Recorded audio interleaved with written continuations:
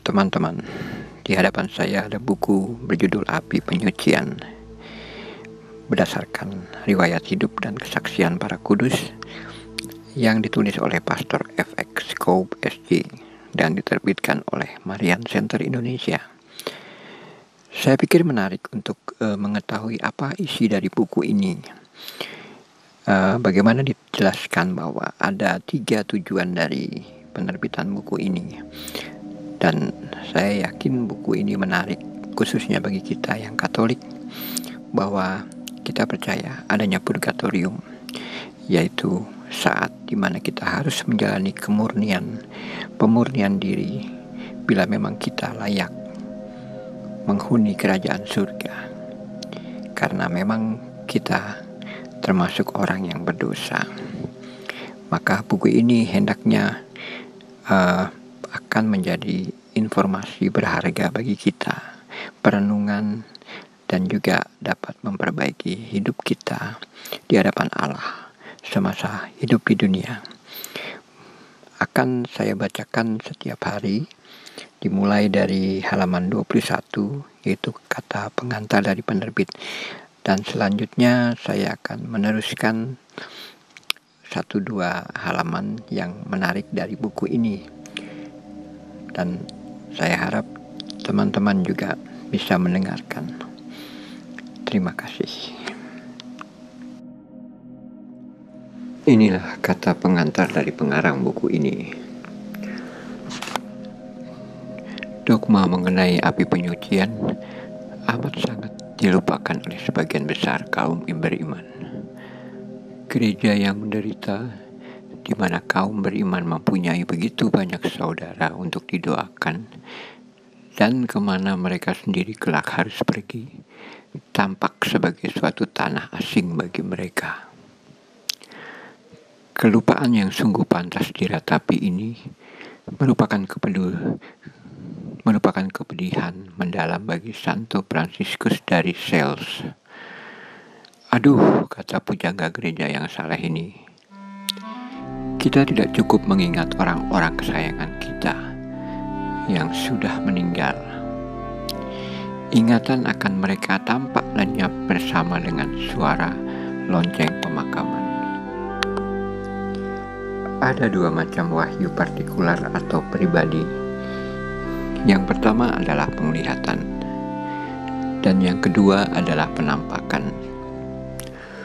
Wahyu ini disebut pribadi, tidak termasuk dalam wahyu yang ditemukan di dalam kitab suci.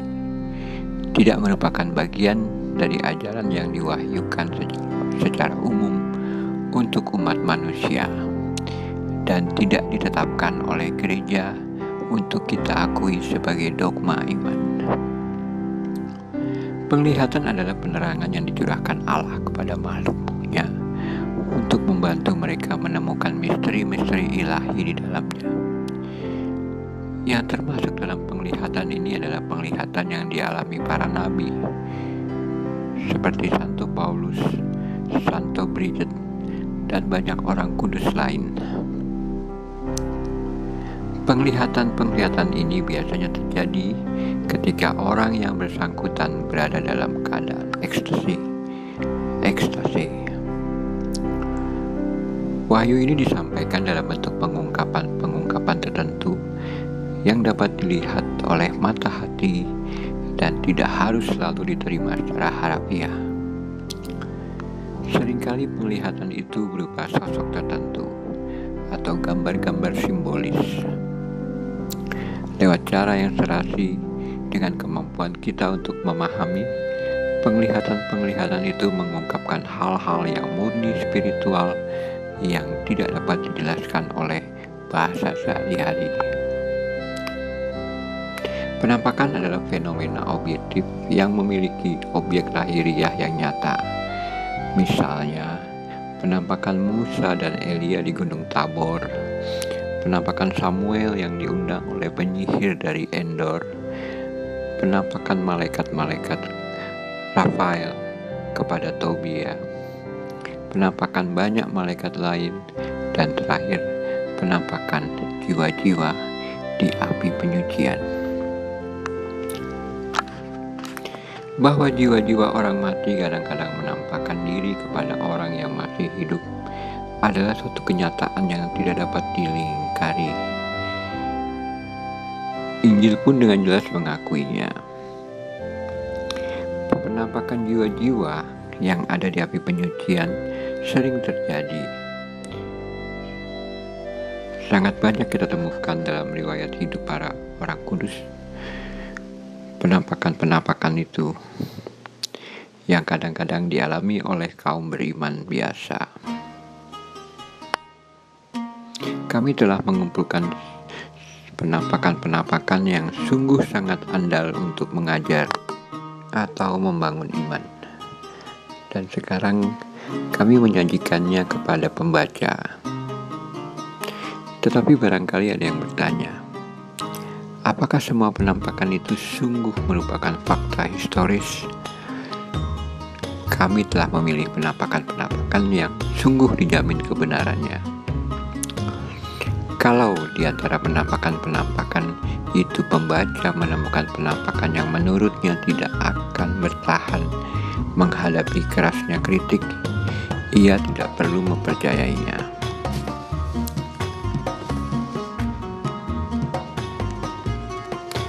Untuk menghindari sikap negatif yang berlebihan yang selalu cenderung untuk tidak percaya, baik kiranya kami tegaskan bahwa pada umumnya penampakan jiwa-jiwa itu sungguh terjadi dan tidak dapat diragukan bahwa penampakan-penampakan itu memang sering terjadi. Penampakan-penampakan seperti ini, kata A.B. Ribet, bukanlah hal yang aneh. Allah mengizinkan semua itu terjadi demi keselamatan jiwa-jiwa, yakni untuk merangsang belas kasih kita dan juga untuk membuat kita peka terhadap begitu kerasnya penghakiman Allah terhadap kesalahan-kesalahan yang kita anggap sepele.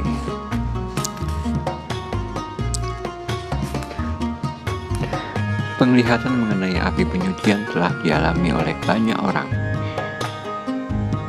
Setiap minggu malam, Santa Katarina de' Ricci dalam roh turun ke api penyucian.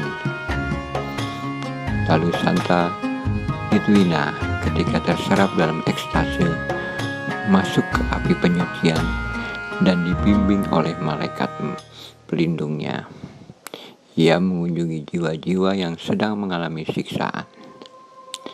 Dengan cara yang sama, malaikat membimbing B. Osana dari Mantua melintasi jurang yang mengerikan. B. Veronica dari Binasco, Santa Francisca dari Roma, dan banyak orang kudus lain mengalami penglihatan yang persis sama. Semuanya memberikan kesan-kesan yang sangat mengerikan. Lebih sering terjadi, jiwa-jiwa itu sendiri yang menampakkan diri kepada orang yang masih hidup dan memohon doa mereka. Banyak jiwa menampakkan diri kepada B. Margareta Maria Alacoque dan kepada sejumlah besar orang kudus lain. Jiwa-jiwa orang yang sudah meninggal juga sering meminta doa Denis dari tarekat Kartusian. Pada suatu hari, hamba Allah yang terkenal ini ditanya berapa banyak kali jiwa-jiwa kudus menampakkan diri kepadanya. Dan dia menjawab, "Oh, ratusan kali," jawabnya. Untuk membebaskan ayahnya dari penderitaan di api penyucian, Santa Katarina dari Siena mempersembahkan dirinya kepada keadilan ilahi. Ia rela menderita sepanjang seluruh hidupnya untuk menggantikan penderitaan ayahnya di api penyucian. Allah menerima persembahan Santa Katarina. Atasnya, Allah menimpakan siksaan-siksaan yang sangat menyakitkan yang berlangsung sampai saat ajalnya, dan menerima jiwa ayahnya ke dalam kemuliaan abadi. Sebagai imbalan, Jiwa yang berbahagia ini sering menampakkan diri kepada putrinya untuk berterima kasih kepadanya dan untuk memberikan kepadanya banyak wahyu yang bermanfaat. Ketika jiwa-jiwa di api penyucian menampakkan diri kepada orang-orang yang masih hidup, mereka selalu menghadirkan diri dalam sikap yang membangkitkan belas kasihan.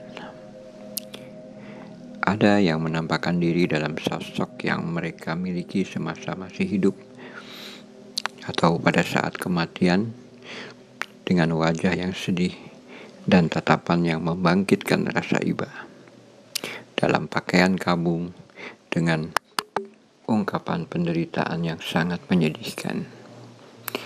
Ada juga yang menampakkan diri dalam wujud kabut, cahaya benderang, bayang-bayang, atau dalam sosok yang fantastik, disertai dengan suatu tanda atau kata-kata yang membuat mereka dikenali.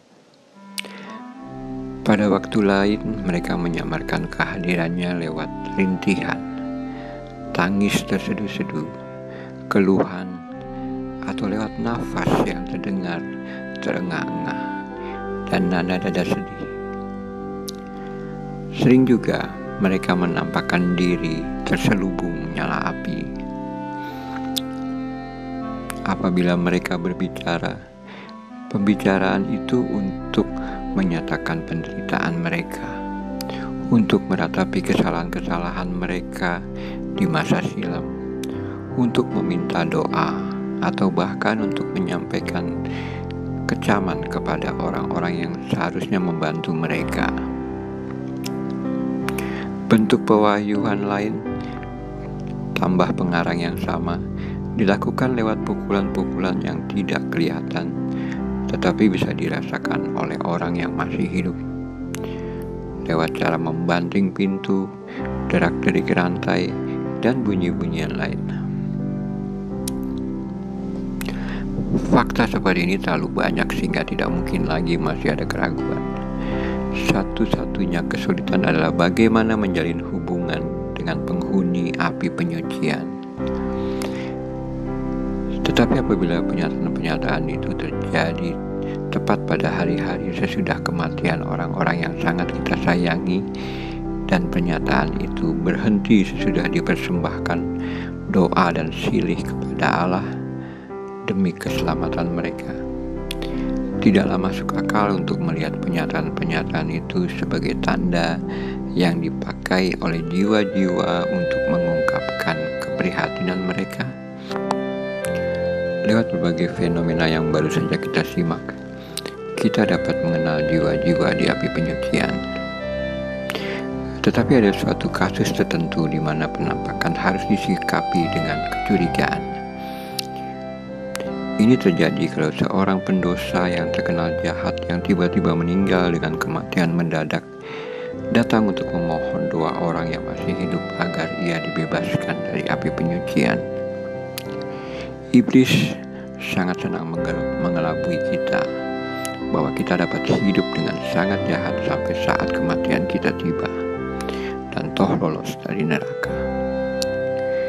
Tetapi dalam contoh-contoh seperti itu pun tidaklah dilarang untuk berpikir bahwa jiwa yang menampakkan diri itu sudah bertobat dan bahwa untuk sementara ia berada dalam pemurnian di api pemurnian.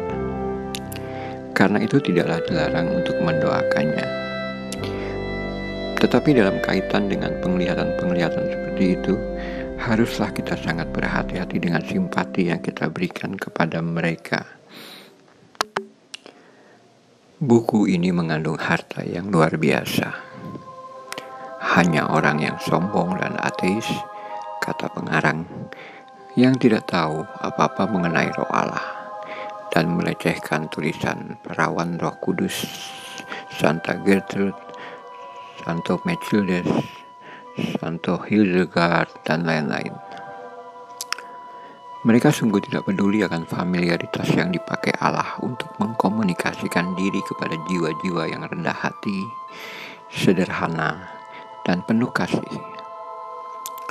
Justru dalam komunikasi yang mesra ini, ia berkenan menerangi jiwa-jiwa itu dengan terang kebenaran yang murni, tanpa suatu bayangan kesesatan.